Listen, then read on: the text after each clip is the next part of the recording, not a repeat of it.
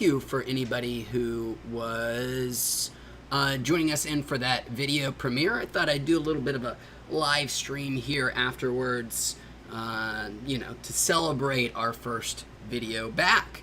So I'm here. Thank you again, everybody who was watching. But loved me some Breeze. As a matter of fact, I thought it was right back there. I'm gonna have to go find it. I've hit some more of that Breeze about 45 minutes ago. Did another 5 sprays, 50 milligrams, and because it's 1,000 milligrams, it lasts a while, which is quite nice. So let me go blow up a volcano bag. I think that is what I want to do. To get started here, to get the process going. So, excuse me for just one moment. I'm just trying to get this chat link to people. But that's okay. We'll get it at some point. It'll be there. People figure it out. Yeah, let me go hit up a volcano bag. I'll be right back here. Also, we've got the icon. Still diligently working on that review.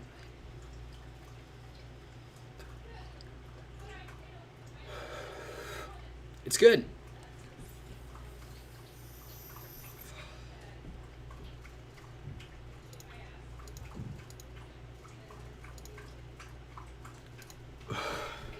Oh, I think the battery is now dying.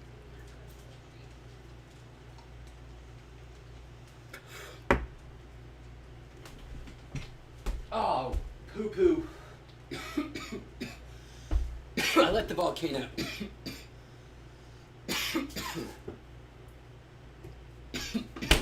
turn itself off.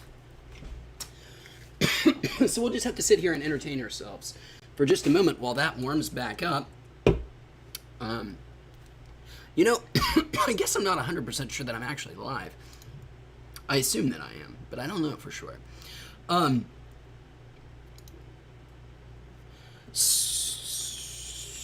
So, if anybody can let me know for sure, that would be super appreciated. Boy, I gotta really figure this out. How, you thought I would have, but I make it more trouble on myself than I need to, that's for sure.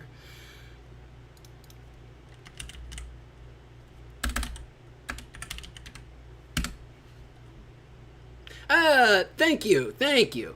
Person, and Hillbilly Hippie. I appreciate that, guys. And welcome, person. I don't think you've joined us before. Glad you could make it, man.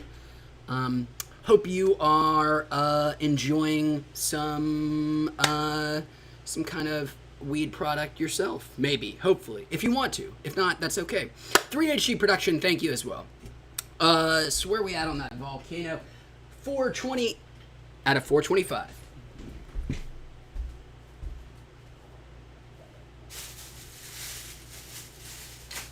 This is still that Claiborne County 1 ounce, 36 milligram, 36% THC stuff.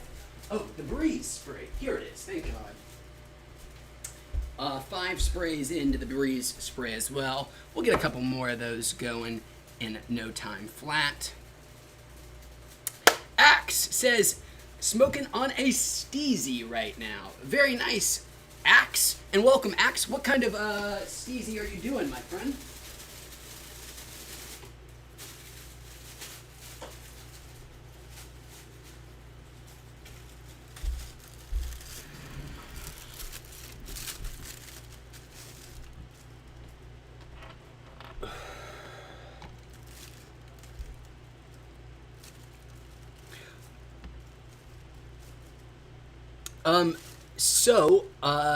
Since I have hung out with you guys just in the last day, man, brand new movie that is excellent, that literally came out last night, that you gotta check out if you have Hulu.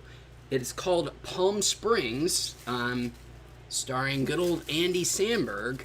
And it is a new take. There are a lot of these, and it makes total sense to me that this is a storytelling mechanism that has been sort of repurposed, which is the Groundhog's Day storytelling framework, which is the time loop, being stuck in the same day over and over and over again, and only you realize that you are trapped in this time loop. So Palm Springs is that kind of movie. It's a Groundhog Day movie, based where Andy Samberg is Groundhog Day'd, but at a Palm Springs resort at a wedding, and the movie involves somebody else getting Groundhog Day'd with him at some indeterminate point in his Groundhog's Daying. And the Groundhog's Day storytelling framework is so good. It's just a wonderful little device to. It makes total sense to me why it's taken off, because it is a great storytelling. I'm going to use the word device again, and I'm sorry, but it's just so excellent. I mean, everybody, this point of stories is showing change, right? It's showing how people change, and nothing really demonstrates that better than repetition and showing how, in the same cycle of events over and over again, how somebody sort of navigates that same set of circumstances, and it's great. Russian Doll on Netflix was a Groundhog's Day story, but it was a TV show format. It has a few little twists of its own on the Groundhog's Day formula, but it's great. Palm Springs, though, again, is the movie. It's wonderful. It is straight up hilarious too. It's been a while since I've seen a studio comedy that made me laugh that much. But it did. I was laughing quite a lot. Los Angeles King says, what's the best edible brand you have ever had? Los Angeles King, they still exist. They still exist. I'm almost certain. At least somewhat recently they still exist. But they're not quite, I mean, if you can find them, buy them for sure. The best brand there ever was in the history of weed edibles, in my opinion, was Canaco. Now, there's actually a different Canaco. There are like several Canacos where everybody spells Cana in a slightly different way. This one was, I believe, Kaneh Co, maybe. And they had mostly baked good edibles, lots of brownies, cookies, everything. And I had, those existed more in the days of whatever goes, the Wild West of edibles. But they were far and away the most powerful edibles for your buck that I knew of. And that's still true. But right now, just sort of off the top of my head, whatever gummies that you can buy most affordably, it's hard to say, Los Angeles King. If you're looking for value, the best answer is whatever is cheapest at your dispensary that you know, as long as it's legal dispensary, it's been lab tested, it should have what it says in it. You should be good to go. And if that's all you care about, whatever the cheapest is. Other really, what you're, looking more at now is rating it more on this sort of subjective taste standards, or the stuff that I'm not especially good at, which is like the subjective, this strain used here made me feel this way. I'm not super perceptive in that way, so I also fuck up there. But there are a lot of good affordable edibles now, so don't be afraid to spend buy the cheapest thing that's at your dispensary. It'll work just fine, or it should. 3HD Production says, do you find dabs are getting way too artificial? It seems as though I am forced to get some fruity dabs that don't taste like dabs at all. I like the marijuana flavor profile, but it's hard to find in Chicago. Here on the West Coast, I do find that most, especially dabs, not cartridges, but the actual wax itself, buying extract, not in vaporizer form, but to put in a dab rig or your own little portable thing, whatever. A significant percentage of it here is excellent quality and does not have any added, terpenes or anything. It's totally full spectrum. So things like Raw Garden is a name that gets thrown around here a lot. Raw Garden doesn't have, to me, any sort of that artificial, fruity, chemical additive taste in it. That could definitely just be a product of the market there in Chicago. And maybe even the preferences in Chicago are slightly different as well. Treasure LA says, on Hulu? Yes, Palm Springs is on Hulu. And it's not just me who loves it. Look at the reviews first. But don't spoil yourself. But yeah, it's not just me recommending it. The reviews are great. And it is truly fucking hilarious. Palm Springs. And it's not just hilarious, it's also kind of good-natured and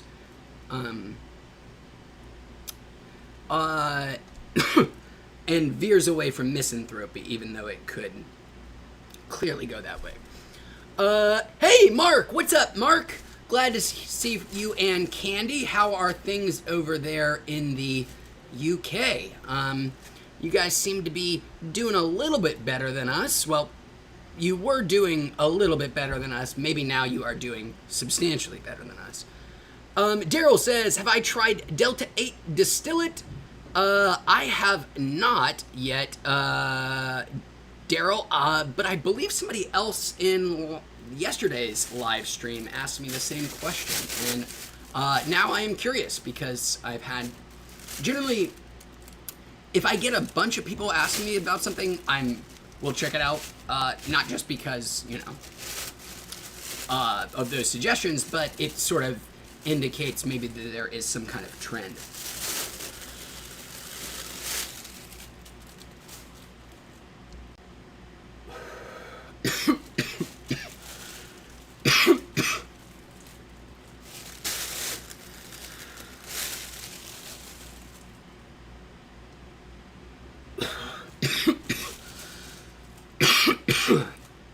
Wow. Mark says, we're doing okay. Both back to work. I was off this week with kidney stones. Oh, dear God. But then things in general are picking up. The country is slowly recovering. I'm glad to hear that, man. I'm glad you guys are starting to get back on track there. We've decided to sort of veer off course. We're super derailing, as a matter of fact. But kidney stones, oh my God, Mark. I live in fear every day of developing kidney stones. Which is ironic because I know it's going to happen because I drink a lot of soda and shit. Was it, Mark, as miserable as people say? I've had, tough people, friends who say that it leaves them, like, crying in the fetal position on their floor from the just sort of overwhelmingness of the pain that accompanies them. And did you pass it, Mark? Or did you get it blasted with some, like, sonar? So Mark does confirm it was total agony. And I am sorry to hear that, man. That seems to be the case. 3HP Productions 3HD production speculates, I think Chicago's dispensaries are unfortunately already corrupted. They have insanely limited stock and countless taxes. Do you advise traveling to Michigan for products way cheaper, legal? I am over 21. I assume all of those things would be true in Michigan. All the things that you speculate would be true. It's just that Illinois is such a nascent market still, relatively speaking. And these states are very protective about their weed industries, and most states only allow you to sell what is grown in your state. And even especially because technically you're not allowed to transport weed across state lines. I feel like we just always totally forget it's wild that weed is, I mean, we say it's legal, we say it's legalized, but that's not even remotely true. It's not even close to being true. I mean, we are, it is still federally illegal, and federal crimes are worse than state crimes. I mean, you can get charged by the state a crime that is worse than the federal government will charge you with, but generally, if the federal government charges you with the same crime that a state would charge you with, you're in for that much more world of hurt if it's done federally. And fuck, dude, like, the fact that weed is still federally illegal, it's still a class 1 narcotic, and we just kind of like don't. It just, I don't know. It's bizarre. I find law. I know this is one of my hobby horses, but I find literally the idea of law and laws and interpreting law and where you determine the spirit of the law or where you try to find the letter of the law. I find all that stuff just to be so utterly laughably subjective and so completely open for any kind of interpretation that what does justice actually mean? Like, when we say like somebody gets justice or a jury served justice on somebody, well, what does that mean? It means that like 9 random people or 1 random judge made a verdict based upon what? We try to kid ourselves that they do it based upon reading this statute, and they're gonna look at that statute and compare it with the facts of the case, and this, that, and that's not what anybody does. That's not. I mean, everybody makes the decision totally emotionally, and you're kidding yourself if you think otherwise. So why do we assume? Why is justice synonymous with the emotional decision of 9 or 1 person? It doesn't make any sense. And then why do we assume that the law, when it was written anyways, was valid and worth following at any point anyways? Most of America's heroes, like the people that we love in America, are people who flagrantly broke laws. So what does that say? Like, that says to me that our legal system's a piece of shit, and that we routinely make laws that are counterproductive and that require people that we think of as the heroes of our country to overcome those sort of norms that we erect. It requires fucking heroes. So it's like, what was the purpose of that law anyways? I don't know. I think, yeah, man, I should never be a lawyer, or a judge.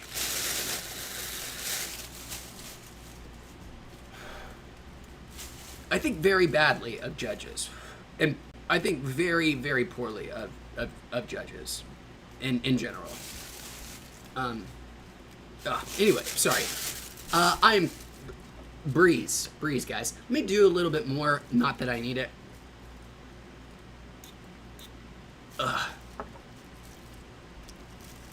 Oh, Mark says he has passed them, still passing them. Oh my God, Mark. I am sorry. You're still going through it. Holy shit, my man. Terrible. Awful. Ooh.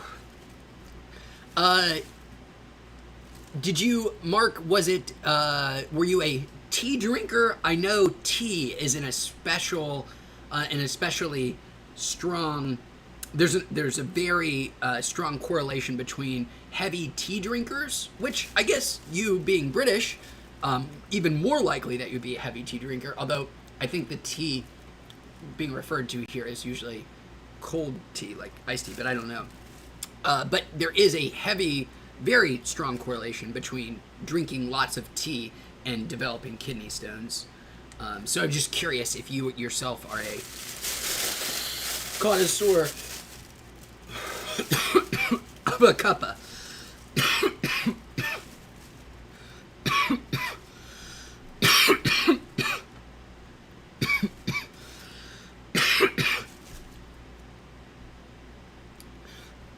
Hillbilly Hippie says, oh my God, the first stones I got were in Baghdad. I wanted to die right there. Awful pain. Ooh, even worse, Hillbilly Hippie, away from home. So Baghdad, were you, are you a serviceman? Are you in the military? Are you a veteran? That's the term I'm looking for. Or were you there as a contractor? Were you there as a civilian? Were you just visiting Baghdad? Genuinely curious. I used to work with vets quite a bit recently. Pretty cool group of people. Sadly, quite marginalized. For a country that loves to suck its own asshole about how much it fucking loves the troops. It loves the troops. We're all about them troops. The troops. We sure as hell treat them like fucking garbage. The second they are out of the public eye. I mean, like dog shit. I mean, utter dog shit. But support them troops, boys, until they're out of sight, and then forget about them. Sorry. Anyways, Mark says, on the upside, we are starting to look into the next USA holiday. West Coast this time. Well, very cool, Mark. I would love for you to come by and visit us here in Long Beach. It seems like it might be a while. In the irony of ironies, we're travel banned pretty much everywhere.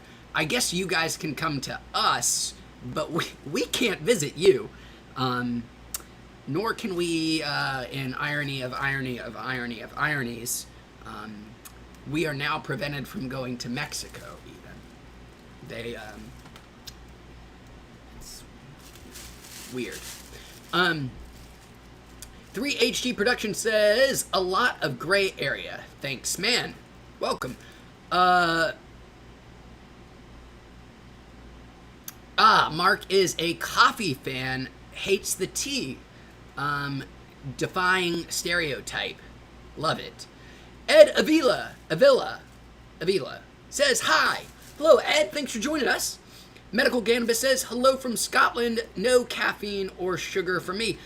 Medical Cannabis, we used to hang out, right? Maybe you had a different name. You're the gentleman of advanced years from Scotland, I hope. If so, hello. Thanks for joining back in. Ed, coming in with the pun job, says, I've never had stones, but I do get stoned all the time. Nice, Ed.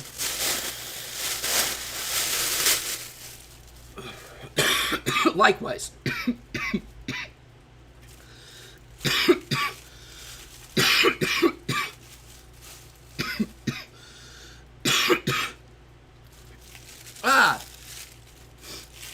Mark says, we are probably looking at 2022.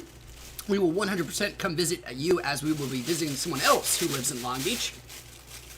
Oh, he goes by Twitch streamer that goes by Stone Gaming. Never heard of him. Yes, would love to meet or hang out with Stone Gaming. That'd be awesome. Yeah, I will. Does he stream on Twitch, Mark? I will look him up there. And then Hillbilly Hippie says he retired from the military in 2007 and then started contracting until 2017. Then he was disabled and put out to pasture. I'm sorry, man. That must suck. What what arm of the service were you in? Were you Marine, Army? I'm not just gonna name them all because I'm pretty sure most people know. Ed Avila asks, "What are you smoking?" It is right over there. Is the jar? I will actually go show you because I will refill this. Hey, buddy. Dog's here. Come on. What are you doing? Yeah. How are you? How are things?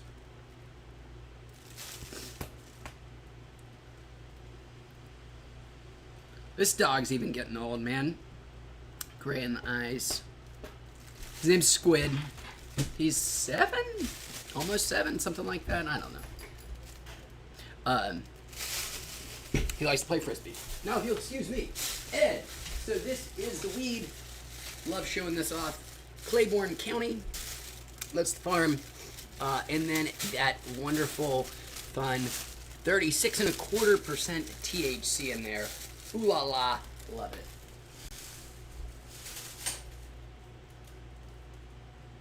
Okay. Let's go ahead and fill this back up.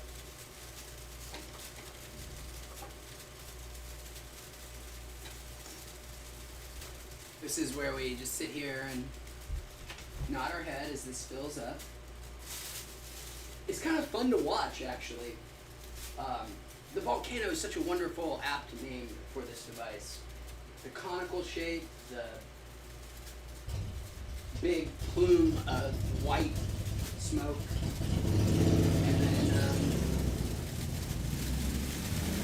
and then once you get that smoke in your lungs, you're obliterated, just like a real volcano.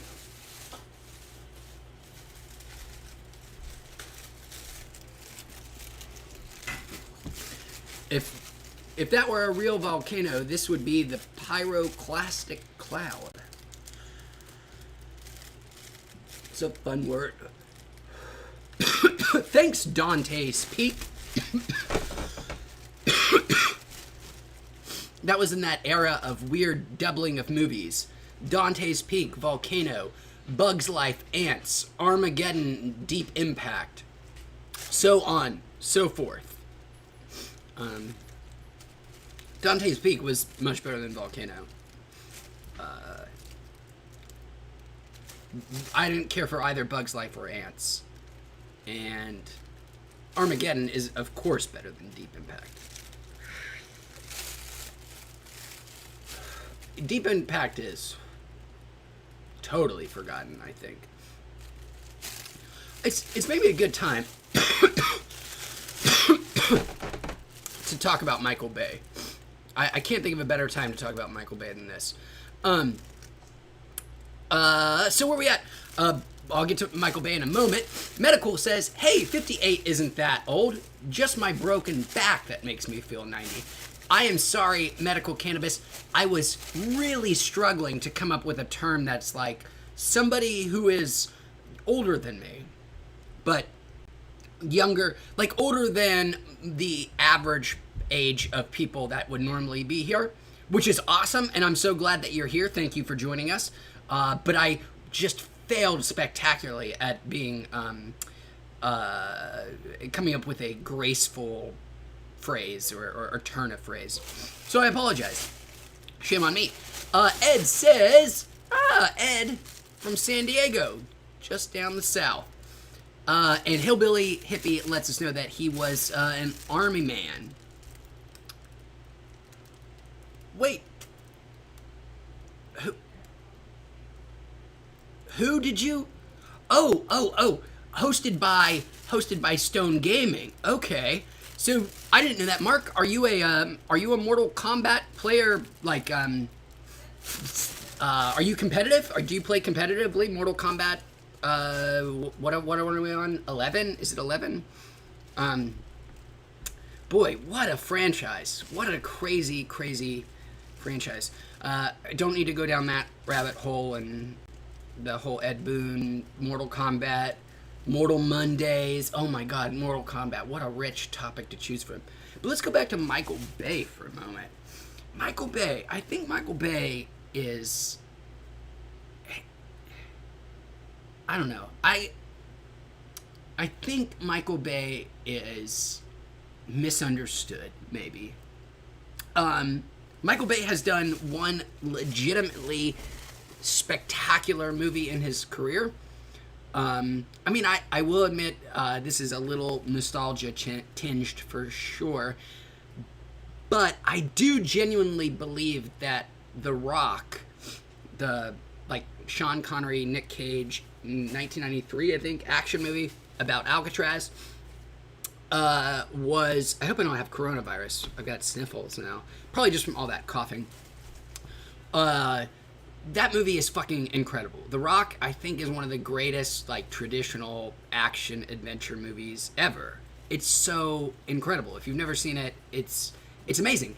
And it's amazing in way... I mean, like, unlike most Michael Bay movies, it has people that you root for and care about, and it's funny, and it's not too up its own ass or too self-serious.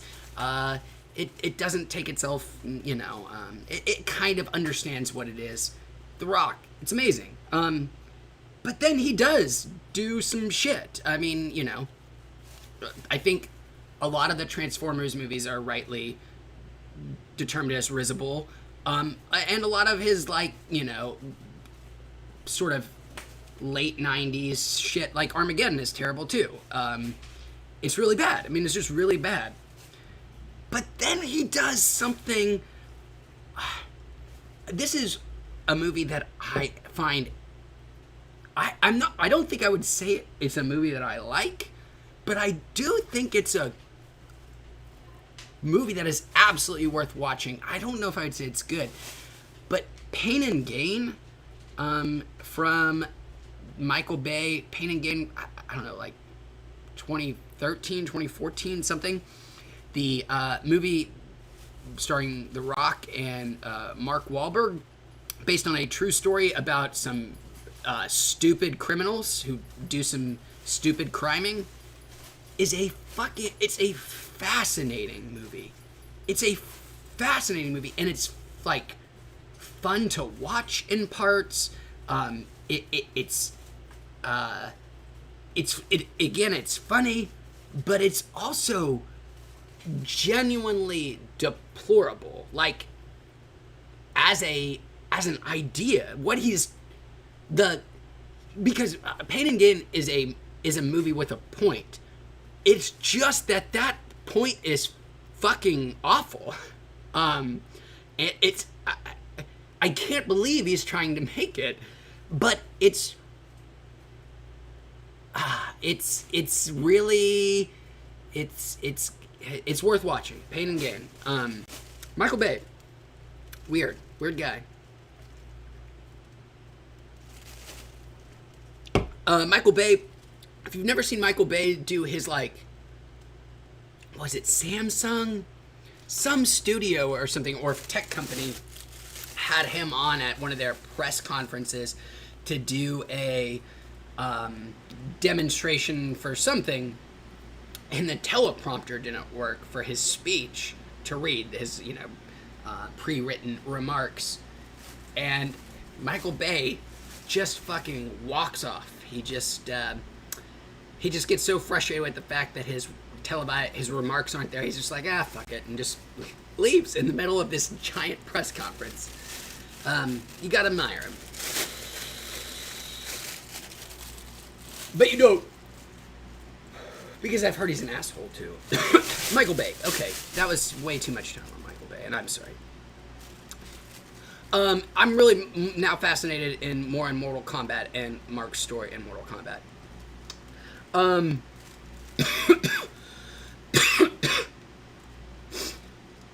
Miss Castellar, I'm sorry, I know I'm mispronouncing that, says, how much did that machine run you? The Volcano is very, it's not cheap because it really is an incredibly well engineered piece of machinery. It cost me $500. I think it's $400 now. But there is a better version that's like $600. So, it's not cheap. So JD says he likes the collared shirt and beard combo. Thank you, JD. Oh, also Ed is 62 years young. So we have plenty of people watching who are more wise than me. Way more wise than I am. Let's see. Mark says he has started to play Mortal Kombat competitively. He's not good enough to get into the high-end tournaments. So the Mortal Kombat community has a pretty robust tournament scene, right? It's a pretty big tournament game. I know Mortal Kombat isn't considered like the most technically advanced fighter out there, but I think it's pretty respected. I mean, I'm a big man-child. I really enjoy the disgusting, awful, repulsive fatalities. It does suck that it does give their employees PTSD to have to storyboard and then animate those things.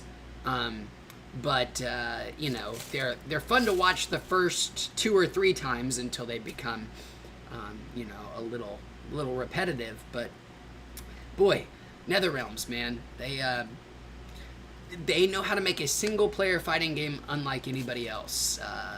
Have you played what's Aftermath, whatever the semi-sequel is to Mortal Kombat 11?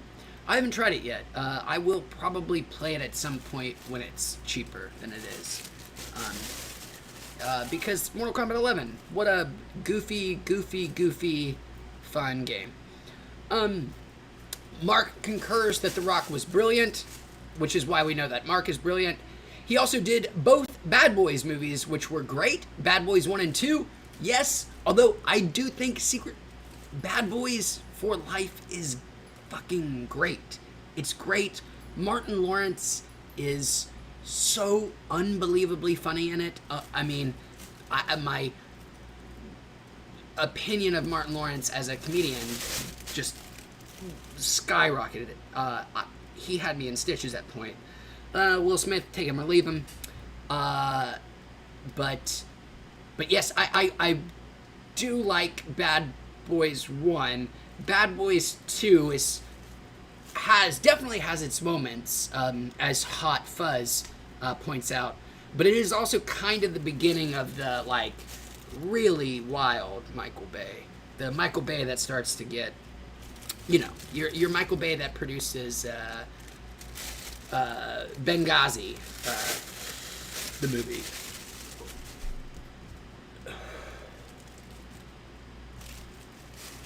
Oh, Hillbilly Hippie knows the iconic line.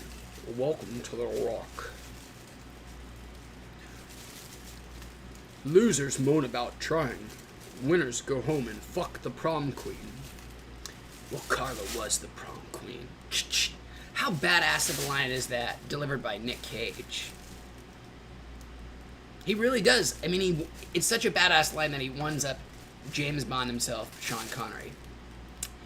Demi Moore to star in Michael Bay produced pandemic thriller Songbird. Oh. Demi Moore, where have you been? Not being married, but pandemic thriller. Timely. Very timely. It was so bizarre to see Contagion get become this phenom. It was not that big of a hit of a movie. I loved it. I thought, I mean, Soderbergh, there's another weird, there's a topic to talk about forever, Soderbergh. But, you know, this movie did okay, wasn't really remembered, and then pandemic happens, and all of a sudden it's like the #1 selling movie on iTunes for a month, because people apparently don't or want to panic more. Speaking of panic more, oh my fucking god. In February, my wife and I read the novel Station 11, which is a post-apocalyptic novel. It's pretty big. It's become quite popular somewhat recently. I think HBO Max is going to do a series based upon it. The world ending calamity there is a fast-moving flu-like virus. So that was a fun thing to read in the month of February. I was like, oh, okay. Let's see how this goes. But Contagion, much better movie about pandemics. Steven Soderbergh, amazing director, sometimes directs some of my favorite things. I also just love how experimental he is, how willing he is to do weird shit, but that also makes him liable for doing fucking awful things. And Steven Soderbergh directed the worst movie ever made in the history of ever, and that is Ocean's 12. Ocean's 12 is the worst movie ever made. All the Ocean's movies I don't like, really, anyways. They're just kind of smug. They're just like flashy and glitzy and about beautiful men doing their jobs really well. Whatever. But Ocean's 12 is the worst movie ever made, and I can see why Steven Soderbergh thought this idea was going to be amazing, and why he decided to do it. But with 1 second of thought, how could you not go, no, okay, we can't do that. No, how stupid is this idea? People are going to go, buh. And the thing that he does in Ocean's 12 that, I mean, I find to be so galling, so utterly, and just baffling as a choice. Julia Roberts is a character in the movie, and I don't even remember what her role is. She's I don't know. She's a character in the movie. And of course, the boys need to pull off a heist again in Ocean's 12, and they got to have all their special little plots and things to go through, yada yada yada. And everybody's got a specialty. One element of their big, dumb, elaborate heist involves Julia Roberts, the character in the movie, or whatever her name is, whatever she does, is going to impersonate Julia Roberts, the actress, who is going to a premiere in the same city or whatever that they are in. So I can see why Steven Soderbergh thought to himself, like, oh, how cool would this be? Like, we'll have Julia Roberts here, and, she'll, like, get to pretend to actually be herself, even though she really kind of is herself. How cool is that? But it's so fucking monumentally stupid. it, you know, there's the idea of like suspension of disbelief, but once you plant that stupid idea in somebody's head, the second it's in there, they're gonna immediately go, "Oh wait, so there's a George Clooney in this world too. Oh wait, so there's a Matt Damon in this world too. Oh wait, there's a Casey Affleck in this world too. Oh wait, there's a whoever the fuck else is in that goddamn interminable list of fucking beautiful men. There's another exact fucking duplicate of them. Why is this movie not... Why do we care about fucking elaborate heists in this universe and not the fact that there are goddamn celebrity doppelgangers running around who have never realized that they that they are exact replicas of the most famous people on the fucking planet? I don't know. Ocean's 12. It's not a good movie. That was my Ocean's 12 rant.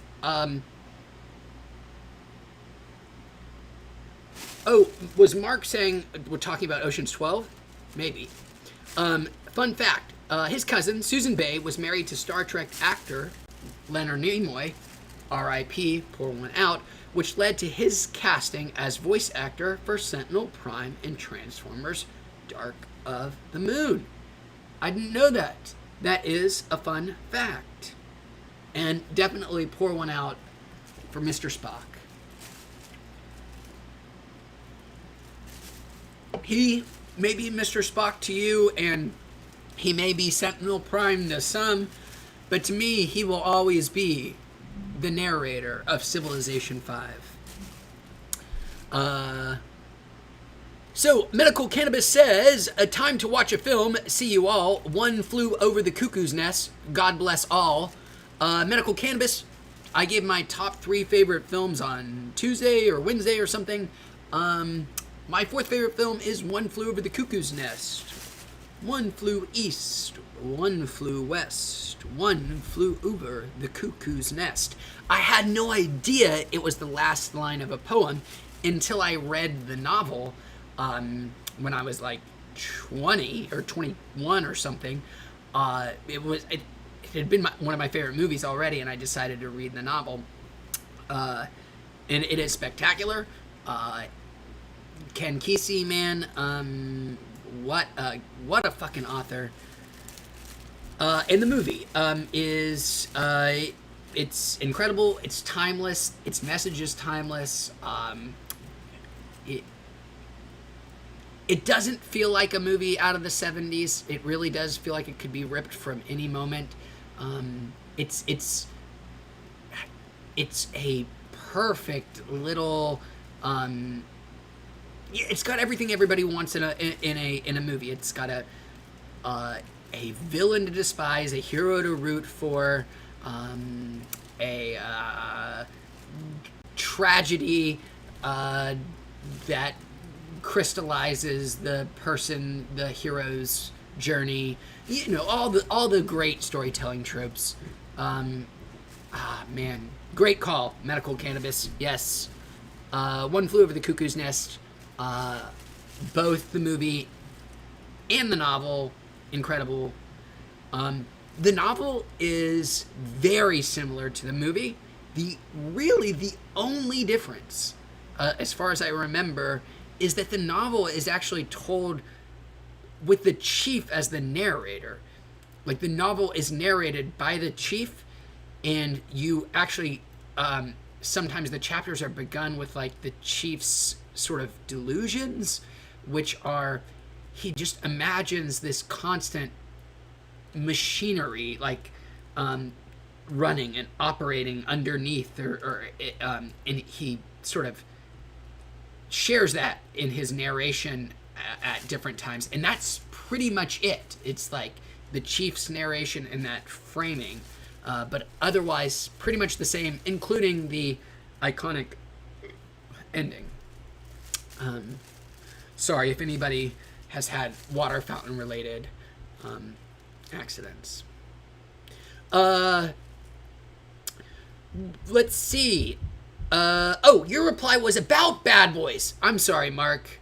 Yes, I totally understand Bad Boys 2 as a favorite. It has some of Michael Bay's best set pieces, for sure.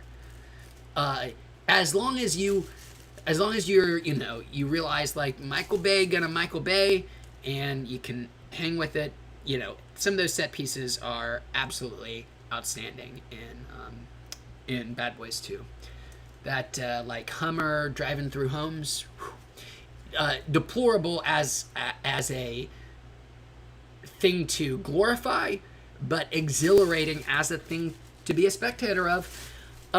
Justin, hey, welcome. Justin says, got some lemon tree live crumble, but afraid to dab it due to a tooth extracted Tuesday. I can see why you don't want to get any suction in there, because you might break that sensitive thin seal. I'm trying to think if there's what you could do. You could get a cannabis drink and drink it slowly. Other than that, tincture would be the worst. No. I've never had... Boy, we've been talking about a lot of really painful, awful, but common maladies.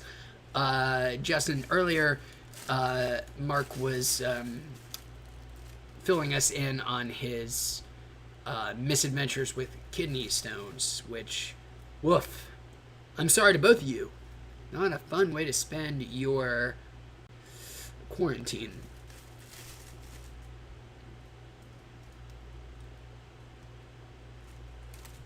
Heroic, Mark. Yes, I don't want to say any, I haven't said what I'm about to say, but generally all of that advice is baked in with a lot of redundancy. Like, when they say, like, you shouldn't smoke anything for a week or suck on anything for a week. They understand that for almost everybody, it's going to be healed in a couple of days. But there will be some cases that, it'll take 5 days to heal or whatever. And it's easier just to tell everybody, wait that long than to try to, like, ferret out who's going to, heal at different rates. Anyways, boring. Ruben says, hey, my guy tried Plug and Play. I would love to see you review them. They're way more potent than Steezy. Ruben, boy, do I have a surprise for you.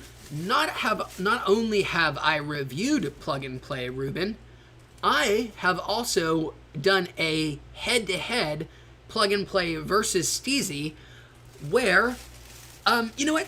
I'll just let you watch the video and see what conclusion I come to. I bet you're not going to be surprised. Ed says, so how long have you lived in Long Beach? I used to work back in McDonnell Douglas back in the 90s. Oh, what's McDonnell Douglas? Is it a school? I'm not sure. But I have lived here for 4.5 years now. Moved out here from East Tennessee, where I'd lived practically my whole life before that. Love it. Love it, love it, love it. The COVID flight idea is real, because we are,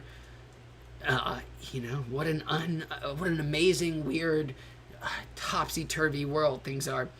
We're now living in a city is more of a liability. You have less amenities around you than you do in suburbs or exurbs or even rural areas, because you pay a lot more to live inside of a city for less space and less living space and less, everything. But the idea is that you have all of the stuff that you really want close by. So you can walk to your grocery store. You have every restaurant within, a mile of you, this, that, and the other. And that is all true, and that is all why I love living in Long Beach. However, in our moment, in the moment we are living in, none of that is that whole calculus is thrown out the window, because all those amenities that you had as a city dweller, the great majority of them are either severely restricted or totally gone. And now you think to yourself, well, why the hell would I pay more to live in the city where I have less options of things to do than if I lived in the suburbs where I have, a yard to myself and this, that, and the other, and it's way cheaper. So that is a real and substantial thing, and I think the longer the pandemic continues, the more prevalent that will become, and you may start to see some wild things happening in real estate. I would not be surprised. But still, up until that point, and even now, still love living in Long Beach. I live very close to the beach in Long Beach, live close to the bluffs, if you know Long Beach well. And it's beautiful. It's fantastic. To me, it's paradise.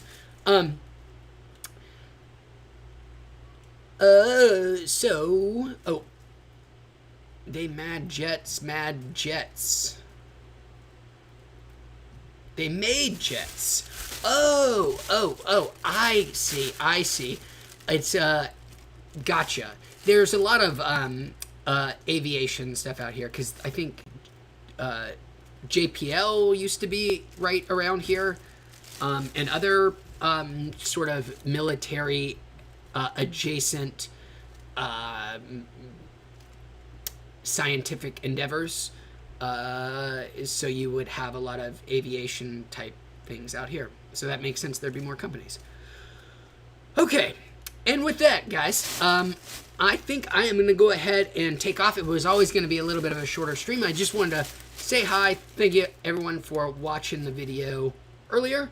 And I will definitely be back Monday, but hope to be back maybe one of these days, this weekend, Saturday or Sunday. I will post it on Twitter. I did actually post this one on Twitter a whole hour ahead of time, so go me. New reviews are more being worked on. I might release old stuff, probably not because it's so old. I don't know, but I am working on new stuff. Still have the icon here that I'm reviewing, and we've got some other stuff that I've already shot, just need to edit and send out. So with that, guys, that is gonna do it. Mark, you can follow me. It's just, I think it's at Wheats Reviews. I don't think I got at Wheats. I don't remember. I'm sure you can find it just Googling it. And with that, I'm going to take off. Thank you so much, guys. I will hang out with y'all again soon.